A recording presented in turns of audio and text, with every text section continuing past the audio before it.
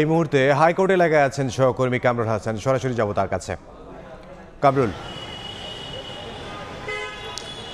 কার্যক্রম নিষিদ্ধ আওয়ামী লীগের ডাকা আগামীকাল 13 নভেম্বরের যে লকডাউন কর্মসূচি, সেই লকডাউন কর্মসূচিকে ঘিরে রাজধানীতে ব্যাপক নিরাপত্তা জোরদার করা হয়েছে। আমরা সকাল থেকেই দেখতে পেয়েছি রাজধানীর বিভিন্ন স্থানে বিজিবি সদস্য মোতায়েন করা হয়েছে। আপনারা নিশ্চয়ই এখন দেখতে পাচ্ছেন হাইকোর্টের যে মূল ফটকটি রয়েছে, ঠিক সেই মূল ফটকের সামনেই এক প্লাটুন বিজিবি সদস্য একটি এপিসি গাড়ি নিয়েই তারা এখানে অবস্থান নিয়েছেন এবং এই এলাকায় হাইকোর্ট সহ আশেপাশের এলাকায় যে কোনো ধরনের অপ্রীতিকর পরিস্থিতি এড়াতে তারা সদা প্রস্তুত। এর আগে বিজিবির পক্ষ থেকে যেটি জানানো হয়েছে, আজকে সকালে পুরো রাজধানীকে নিরাপত্তা চাদরে ঢাকতে তারা 12 প্লাটুন বিজিবি মোতায়েন করেছে। এর মধ্যে বিশেষভাবে উল্লেখযোগ্য হচ্ছে রাজধানীর বিমানবন্দর, আবদুল্লাপুর, ধানমন্ডি 32, প্রধান উপদেষ্টার বাসভবন, হোটেল ইন্টারকন্টিনেন্টাল সহ কাকরাইল এবং এই সবশেষে হাইকোর্টের সামনে যে ফটকটি রয়েছে ঠিক এই জায়গাটিতেই তারা অবস্থান নিয়েছেন। আমরা একটু জানাতে চাই, আগামীকাল যেহেতু কার্যক্রম নিষিদ্ধ আওয়ামী লীগ একটি লকডাউন কর্মসূচি ঘোষণা দিয়েছে, এটিকে ঘিরে পুলিশও কিন্তু বেশ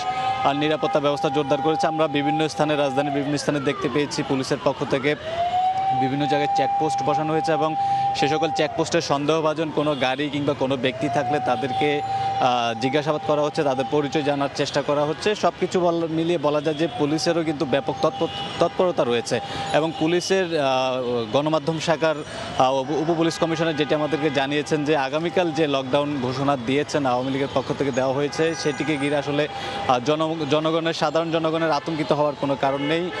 পর্যাপ্ত পরিমাণ পুলিশ, বিজিবি, র্যাব আইন শৃঙ্খলা রক্ষার কাজ করছে এবং এটি নিয়ে কোনোভাবেই তারা যাতে বিচলিত না হন।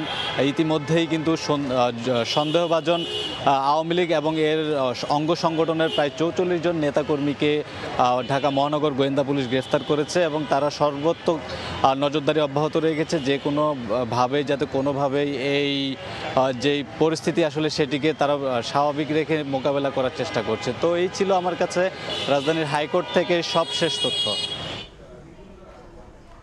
রাজধানীর হাইকোর্ট এলাকা থেকে সহকর্মী কামরুল হাসান।